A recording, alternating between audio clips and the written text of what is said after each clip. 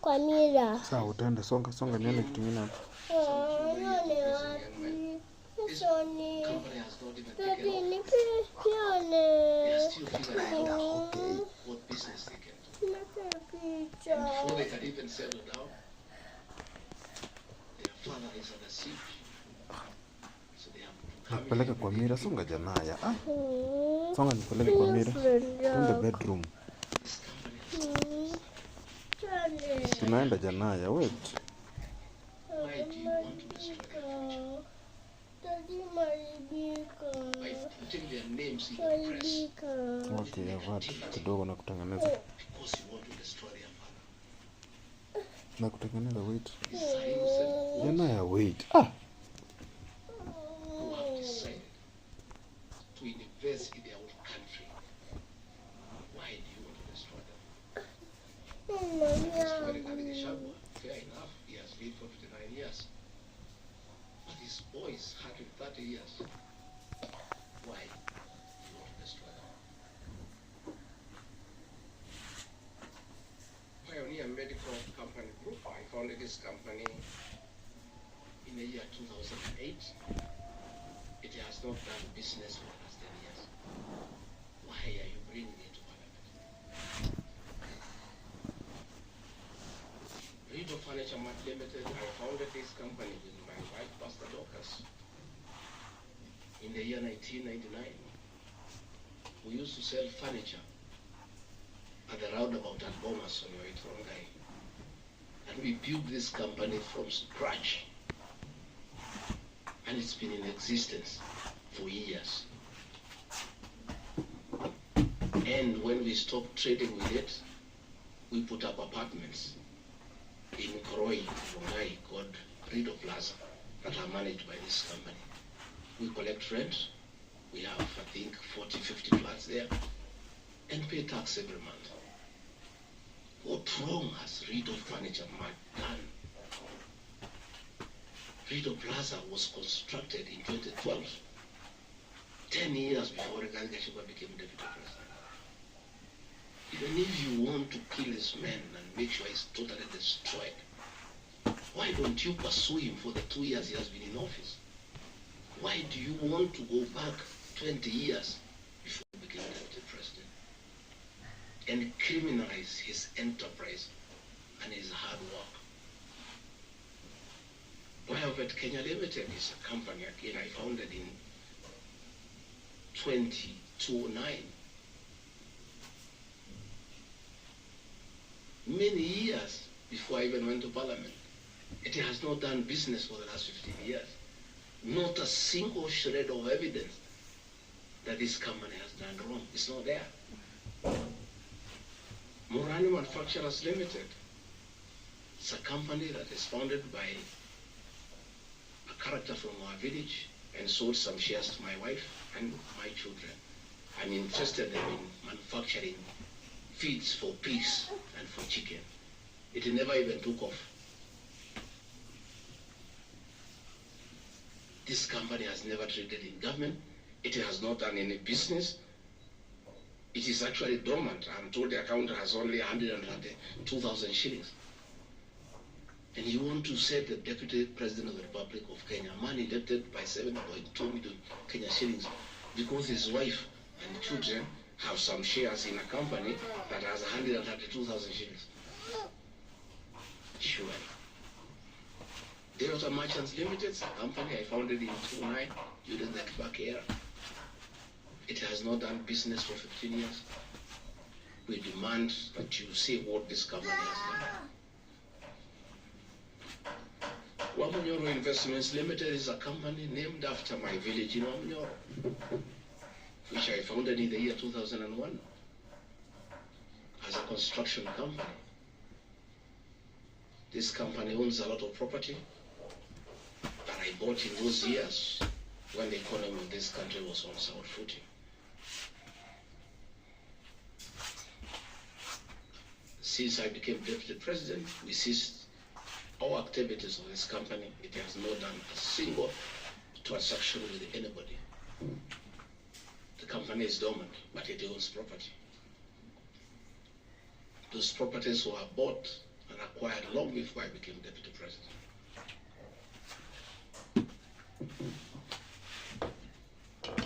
Cosmere Venture Limited is a company that was incorporated in 2018 before I became deputy president by my sons.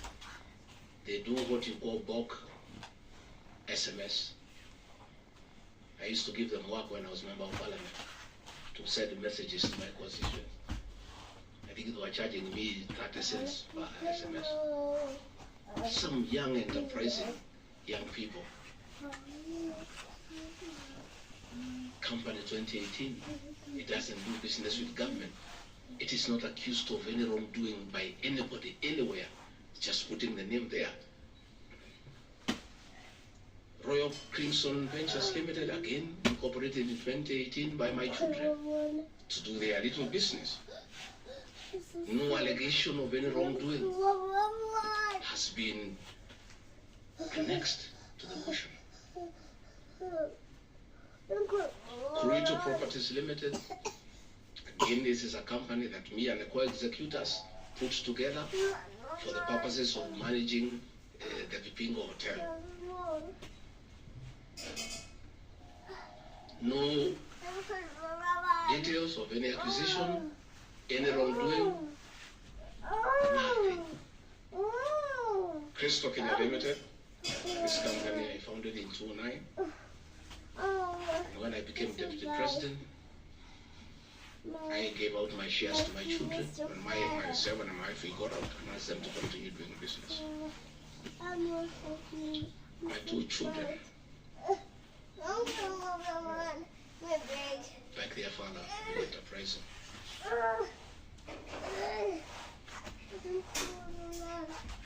Nyeri County, where I come from, we were hit badly by COVID, and all our hotels shut down.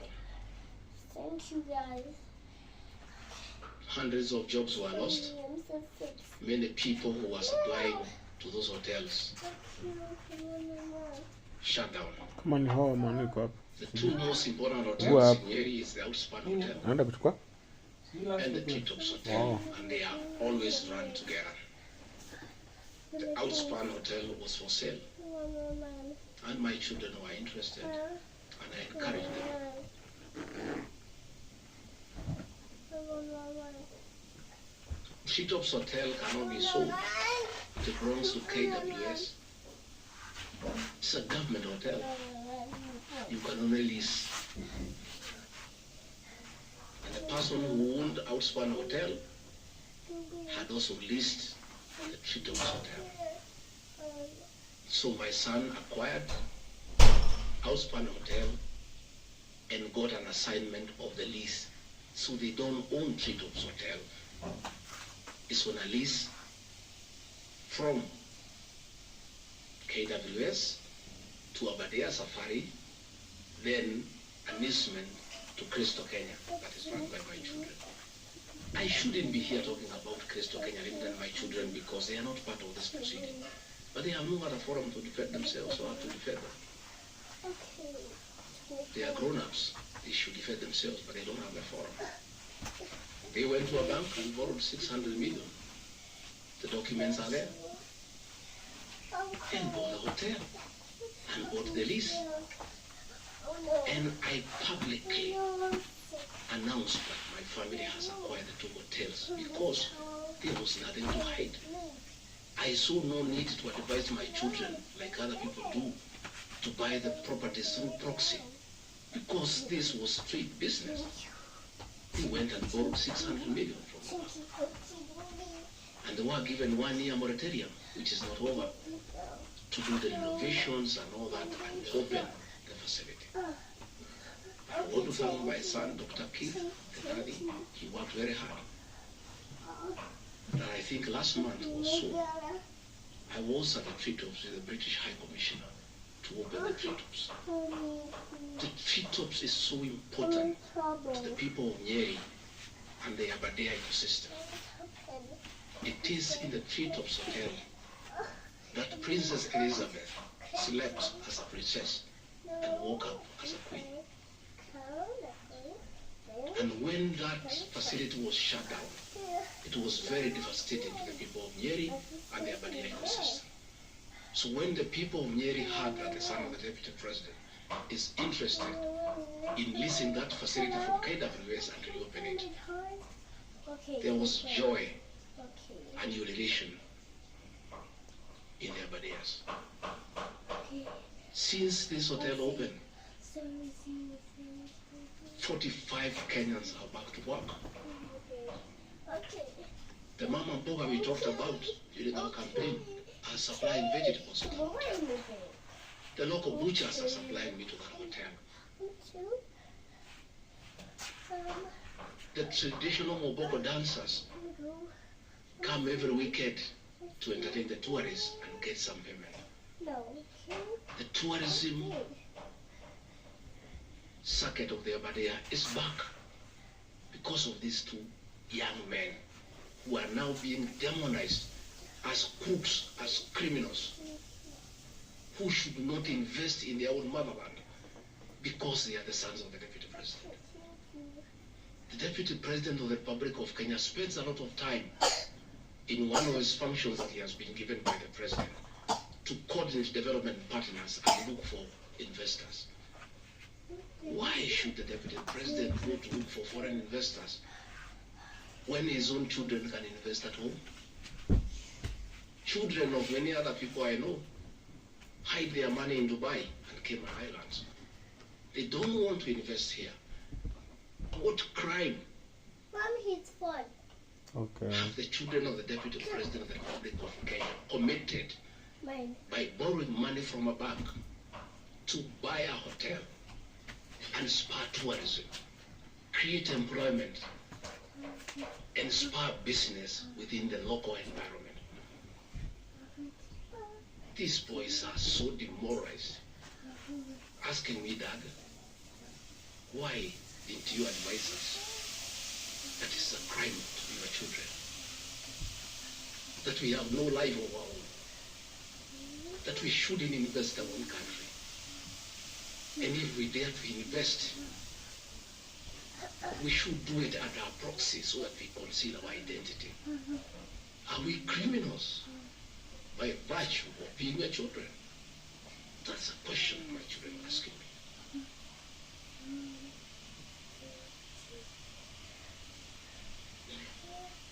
What crime can children of Kenya commit to borrow money from a bank and start an enterprise, and employ people, and spur tourism? How unfair can a country be to its young population to condemn them for being enterprising? I'm being told by the National Assembly that I need to be impeached from office because my children have dared to borrow money, buy property in their name, and invest in their own country. And for that, their father should be sent home. I want to conclude by Karadi Farm Limited. This is a farm I founded in 2001 with my wife, and it runs our farms. It runs our dairy farm in Nyeri that is doing very well. I'm making $1 million shillings also every month. And I sell cows, and it's doing very well. And my farm now has become a model farm for the local farmers. We are doing chicken, we are doing rabbits, we are doing sheep. Again, nobody has told me what crime has Karandi Farm committed. Technical Supplies and Services Kenya Limited, a company I founded in 2001. I did business during the Kibaki era. When things got very bad, I stopped doing business with it. It has not done business for the last 8 years. And of course, in the 2 years I've been deputy president. I want proof. Tomorrow, the National Assembly to table proof what these companies have done. They will be very embarrassed before the people of Kenya. This will be the most shameful act ever in the history of our National Assembly, where you go table a motion that is so sensational, based on trash, and not a single accusation backed by evidence. I have seen an allegation that exerting influence on officials of the Ministry of Lands to issue an allotment letter to Amanyoro Investments Limited and using the fraudulently acquired documents to support a court case. Again, Amanyoro Investments Limited was never allotted any land.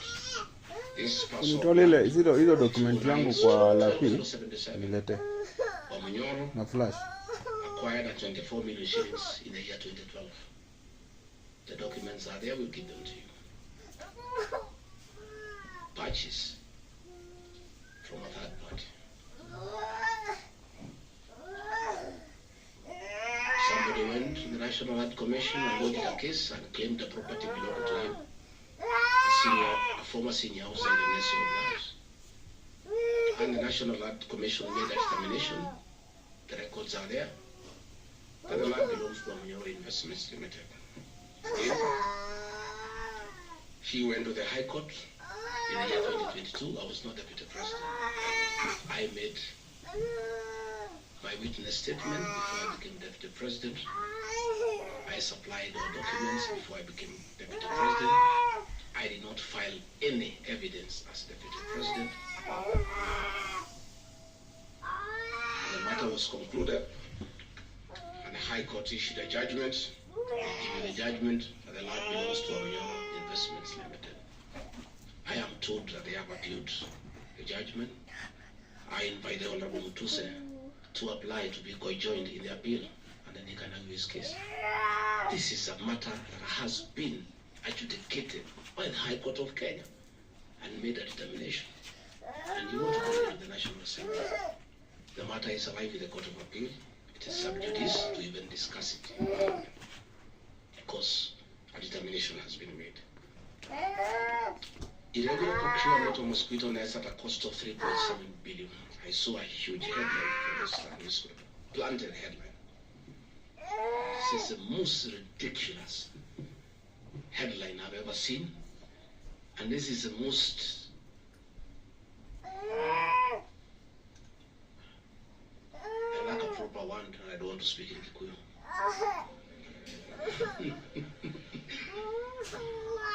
I think somebody needs to give me some water.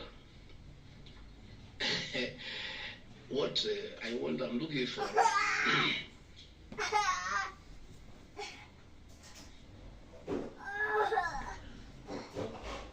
I have seen and I want to respond as follows.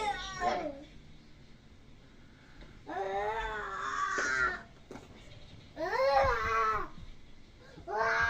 there is Andrew Murwa, he has sworn an affidavit with the false allegations. And he had better be very careful. Because he has made a statement on oath. In the affidavit, he says that Deputy President was involved in KEMSA 3.7 billion irregular procurement of malaria nets, either directly or through proxies. Further,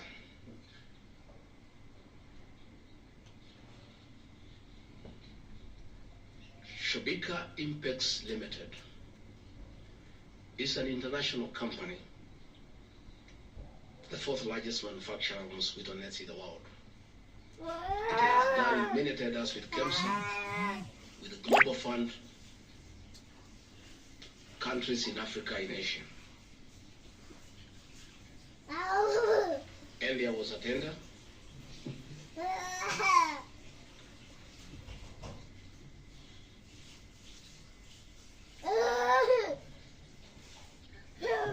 There was a tender funded by Global Fund through KEMSA, and it was an international tender for manufacturers. The company owned by my son Chris Kenya Limited are not manufacturers, and they did not participate in any way in the tender. In any way. What happened is that in the year 2014, 8 years before I became deputy president, Shabika Impex Limited appointed Crystal Kenya as agent, whose work is to do their errands and follow their supplies at the ports of entry. Talk to me on your phone. Crystal Kenya did not participate in this tender. Hello? Hello, how are you? It was done by Shabika. I'm the hospital. Okay, the hospital. Yes. Okay, quick recovery. James Road to